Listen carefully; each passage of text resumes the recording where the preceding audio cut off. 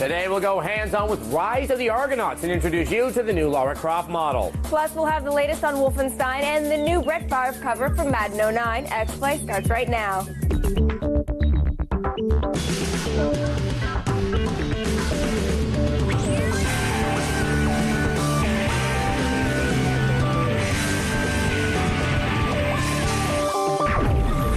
Hello and welcome to X-Play, home of the Fighting Joysticks. I'm Adam Sessler. And I'm Morgan Webb. We're coming to you from the G4 studios in Los Angeles on Tuesday, August 12th. On today's show, we'll preview the fast-paced vertical action of Dark Void. Really, how can you go wrong with a game that lets you hijack UFOs? I don't know if you can. Then Pro Gamer T Squared will be here with some tips to keep your body count up in Call of Duty 4. You'll find out what explosives give you the biggest edge in the competition. And we've got the latest preview from Zero Punctuation. But first, we need to get all of today's top stories in the gaming update.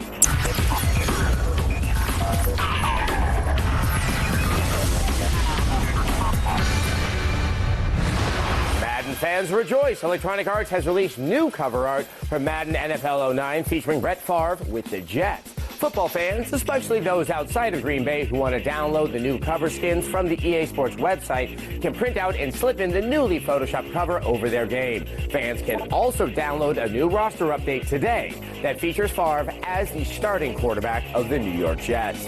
Next, we have the inside scoop on how you might be able to score a limited edition pair of Madden-themed promo shoes. Reebok has produced a few hundred pairs of the shoes, most of them for celebrities, but Madden fans have a chance to win a pair by participating in an upcoming Madden tournament in Los Angeles on August 17th. With the release of Tomb Raider Underworld still a little over 3 months away, Eidos Interactive, the game's publisher, has revealed a new Lara Croft spokesmodel. Enter the 23-year-old receptionist Allison Carroll, who beat out hundreds of other girls for the role. To brush up her Tomb Raider skills, Allison will take lessons in RPG. Tomb Raider Underworld is out on November 21st. And finally, Huawei has decided to enforce a strategic workforce reduction and is laying off 90 to 130 employees from their Austin studio. The layoffs are the result of the publisher's decision to cancel an ambitious free-roaming crime game previously titled Criminal. Midway says they do not have any plans to close the Austin studio. That's it for today's gaming update. For the latest news, be sure to check out our website, g4tv.com/xplay. Now let's go over to Morgan, who has sailed 6 of the 7 seas. Can't get into the Red Sea. Some people will do anything for love, except Meatloaf. He won't do that. But in the case of Jason, he'll travel to the ends of the earth with a crew full of mythological heroes to bring his beloved wife back from the dead. Rise of the Argonauts is a new RPG that follows this adventure, and we're about to go hands-on.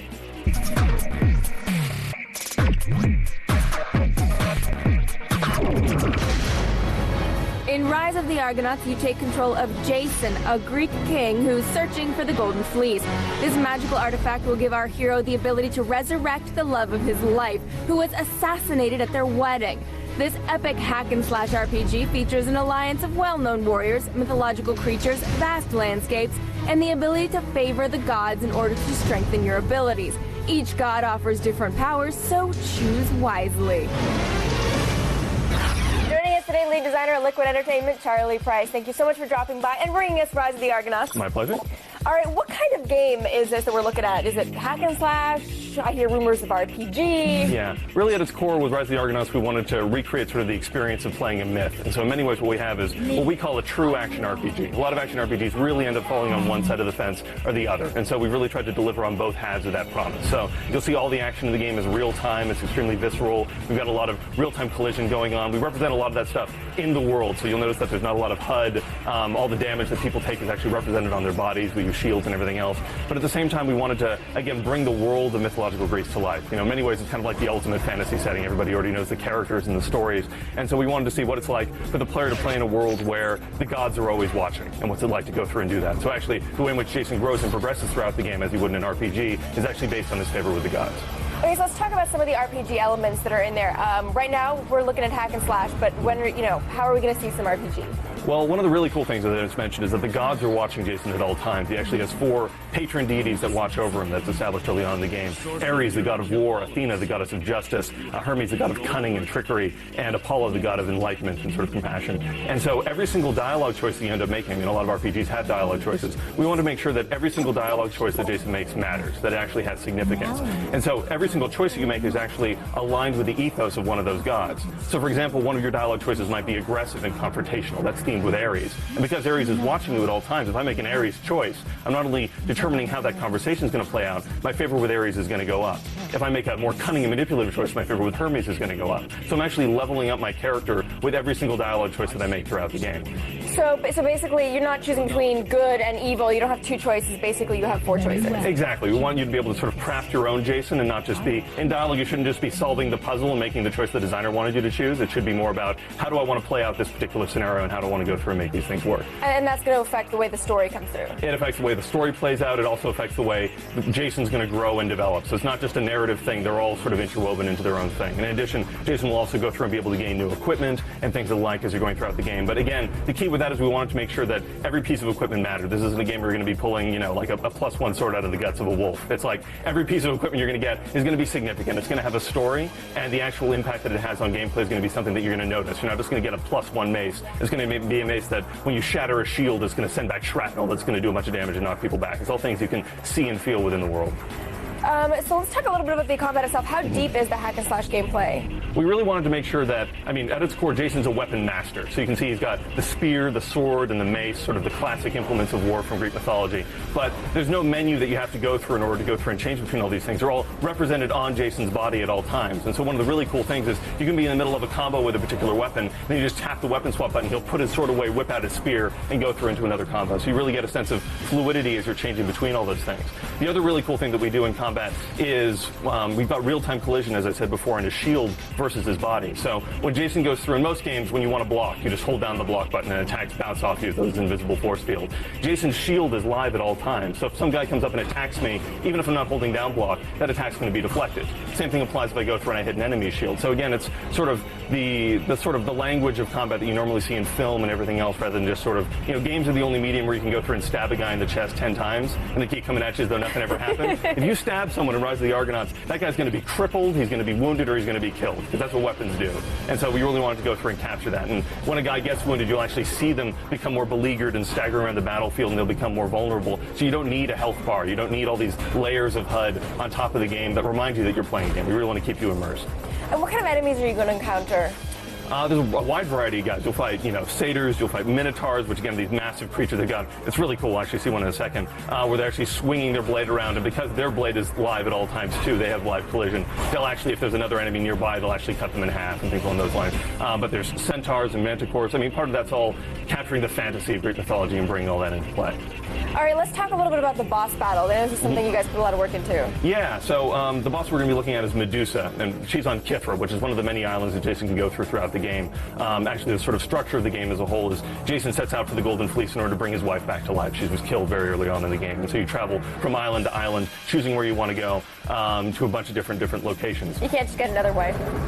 He was attached to that one. All right. She's a good wife. You'll see in a second early on. You'll know why he's going. He's willing to go to all this trouble. But so this is Medusa that we're looking at right now. She's basically, every single one of our islands has a massive boss encounter basically at the end. And one of the really cool things about Medusa is, if you learn in the story, she used to be sort of the high priestess of this temple that has since fallen into ruin. And basically she had a vice, which was vanity. She started constructing statues of herself instead of statues to Athena.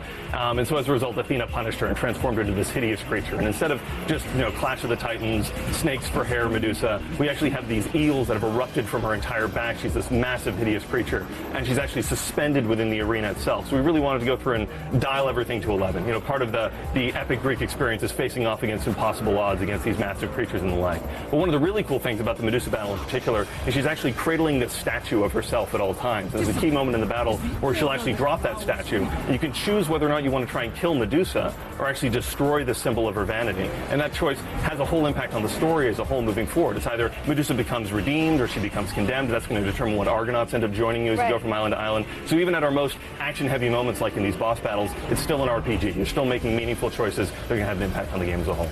Well, it looks awesome. We can't wait to see more. Thank you so much for coming by, Charlie. My pleasure. All right now let's head back over to Adam. Can't wait for my Argonauts to rise. It's been over 27 years since the release of the first Wolfenstein on the Apple II, and those pesky Nazis are still up to no good.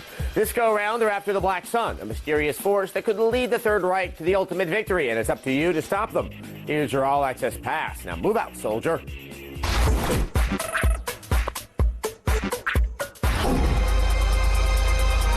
While we were down in Dallas at QuakeCon, we took time to talk Wolfenstein with Eric Weissman, the creative director at Raven Software. While the exact plot of the game is still a mystery, he got some tempting hints of what's to come in the latest iteration of the venerated shooter. Wolfenstein is this intense action shooter with these elements of supernatural and dark science. And in it, players take on the role of B.J. Blazkowicz as he works against the Nazi war machine. The Nazis have discovered this energy source called the Black Sun, and being Nazis, they've turned it towards weapons of mass destruction. And it's up to you to come into the city and stop them. One of the things we're most looking forward to is wholesale Nazi slaughter. And we're glad to hear that the fighting is just as intense as ever. Wolfenstein at its core is all about fighting Nazis. So it's not going to be tamed down. It's all about taking guns, throwing grenades, and blowing the crap out of things. The gameplay in Wolfenstein titles has ranged from stealth to action. But in this upcoming release, it looks like we'll be able to choose what play style fits us best. We want the player to choose, you know what, I do want to go in a little bit stealthier here because I know it's going to benefit me. Or I really like to just throw grenades and shoot my loudest machine gun as often as I can. So really what it comes down to is how does the player want to approach the situation? And they're going to define what the percentage of stealth versus action really is. We tried as hard as we could to wrangle a release date from Eric, but we kind of expected the response that we actually got. You know, the key is that we want to make the best game that we possibly can make, and putting out a release date isn't what we want to do. So really what it comes down to is the game's done when it's done. A classic id answer for a classic id title. Well, whenever Wolfenstein comes out, you can bet we'll be there for all the Nazi killing action. Coming up on X-Play, pro gamer T-Squared is back with some explosive tips for Call of Duty 4 that are guaranteed to help you rack up the kills. Then Yahtzee's back with another Zero Punctuation review, and we have a sneak peek. Don't miss his skewering of the Prince of Persia franchise. Plus, the creators of the Xbox classic Crimson Skies are back, and they have a jetpack with your name on it. Get ready for some intense vertical cover action in our Dark Void preview.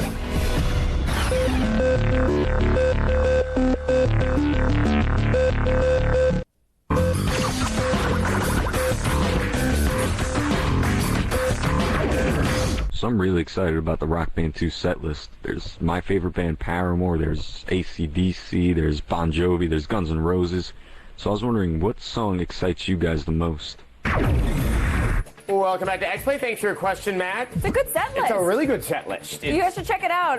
If you haven't seen it, just go to the internet. And you just read it, and about half of those songs will get stuck in your head immediately just by looking at the title of it. So, what's your pick?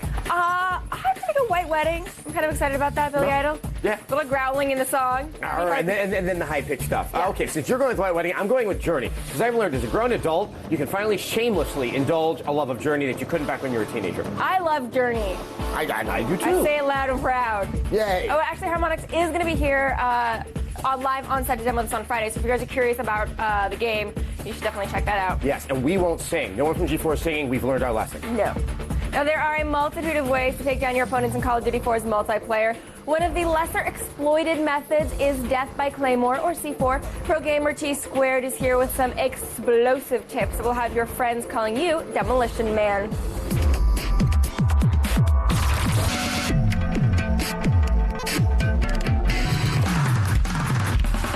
What's up, everybody? I'm Tom Taylor. But you know me as T-Squared. I'm captain of the MLG team, Straight Rippin'. I've got the Call of Duty 4 tips that I have you fragging like a pro. The first tip is simple. Never leave home without your claymores.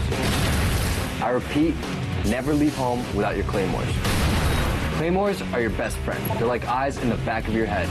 They give you a loud heads up when someone's trying to rush your position. So you can kick back, relax, and know that your ass is covered. Then you can concentrate on killing the stupid noobs right in front of you. I heart noobs. The drawback of claymores is the time it takes to plant one when the enemies are bearing down on your position. But I have a way you can skip this animation altogether. When you plant the claymore, hit either of your bumpers.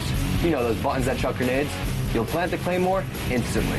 One note of caution though, make sure you're out of grenades or you're gonna end up blowing yourself up to pieces. Otherwise, you'll be the stupid noob. Now, if you've taken one too many headshots and carrying around claymores isn't your thing, and for the love of God, it should be, then I got a tip for all you C4 lovers out there. After you plant the C4, you don't have to just sit there with a detonator in your hand wasting time. Switch to your gun and get to killing.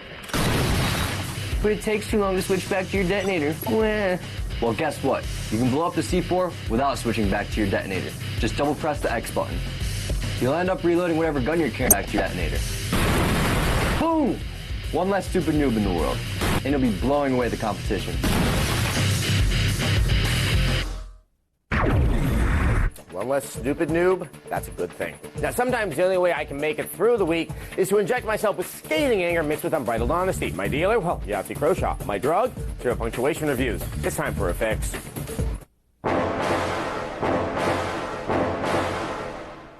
The sequel, Warrior Within, had vastly improved combat, but unfortunately everything else had been beaten with the angsty stick and forced to write poetry with a pen full of black eyeliner. It seems that Ubisoft decided that emo culture was in, so they went around the office one morning and fired everyone who was smiling. The prince was suddenly staring out from under a black Robert Smith fringe and growling angry threats at supercilious badass action girls, showing off more flesh than a surgeon's convention. The tonal shift was so unnecessary and contemptible that a critical paddling session followed, which was a shame because the environments were still nice and the gameplay was better than ever. It just goes to show, never stick your in a pudding. It might still be good pudding and you can spend all afternoon explaining that, but no one's going to eat it because you stuck your in it. The very serious and angry Warrior Within made fans of the first game's lightness of tone very angry and serious, which is ironic when you think about it, and it was with rare wisdom that Ubisoft cocked an ear and wound the angst back in time for the third game, Two Thrones. On paper it looked like everything we'd hoped for, the Arabian aesthetic and lightheartedness of Sands of Time combined with the refined gameplay of Warrior Within, but then a lot of things look good on paper, like the little blue dolphin patterns on my toilet roll that fail to distract from the issue that I'm wiping my arse with it. I'm in the nut house.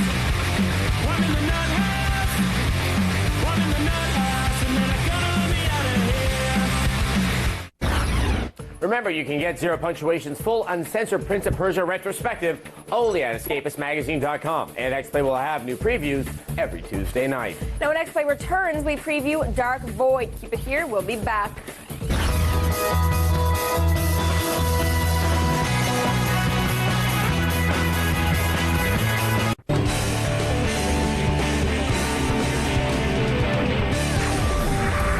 Welcome back to X-Play. The team that brought you Crimson Skies is letting you take to the air again, but this time, there's no plane. In Dark Void, you get to strap on a jetpack and hop into another dimension filled with an alien race that's just begging to be killed. Get into the action with this preview.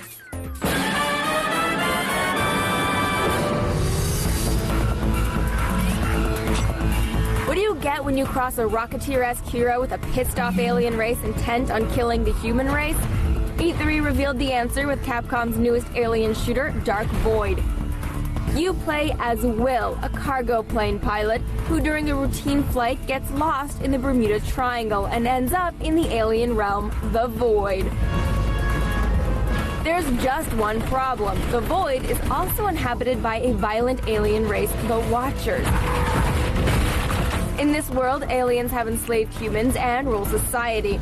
Fortunately, a resistance human fighter group, the Survivors, has formed, enlisting you to join their cause and escape. Dark Void offers a unique approach to third-person shooters by introducing vertical cover combat and a variety of gameplay. You'll need to climb, swing, and shoot while ascending dizzying heights. Use the grip system to scale rocks, grab aliens, and hurl them over cliffs. Will can acquire both a hover pack for flying in spurts and eventually a jetpack, which provides plenty of cool aerial graphics and gives a free fall element to ambushing enemies. The real fun begins when you utilize your pilot's license to fly UFOs, pull yourself onto moving crafts, seize control, and shoot down assailing ships in a good old-fashioned alien dogfight. Gamers have the freedom to come up with their own strategy and creative approach to kicking alien tail. There's no set path, and the lack of a damage meter is replaced by an information display, which tells you when you may need to seek refuge to heal. Dark Void sets up the potential franchise series. Gamers can pop a Dramamine when Dark Void releases in the spring of 2009. You know, best part about Dark Void? What's that? It's the return of Ed Freeze from Microsoft. He helped launch the original Xbox. Welcome back. Starting Thursday, 360 owners can download the new X-Play Weekly exclusively on Xbox Live every week. Now, this edition features our review of Madden NFL 09, and our take might surprise you. Plus, scores of Will Wright and The Force Unleashed. Tomorrow on X-Play, we'll review Space Siege, the out-of-this-world RPG from the creators of Dungeon Siege that offers you cybernetic upgrades at the cost of your humanity. We'll tell you if the price is too high. Plus, Kristen Holt has a cheat for Madden NFL 09 that will have you running the ball like a Super Bowl champ. All that and more, tomorrow at 8. And on Thursday, we head to LucasArts for our behind-the-scenes look at Star Wars The Force Unleashed. Only X-Play has exclusive new details and never-before-seen footage from the final build of the game. Don't miss this all-access journey inside the latest chapter of the Star Wars trilogy in what could be the best Star Wars game ever. Then, on Friday, X-Play goes hands-on with Rock Band 2 as we crank it up with the game's creators and Attack of the Show's Kevin Pereira. Don't miss it. Kevin was rocking out there a little bit. Yeah, he does. Believe it or not, he has some rock and roll in him. Yeah. Up next, check out Unbeatable Banzuke. Thanks for watching.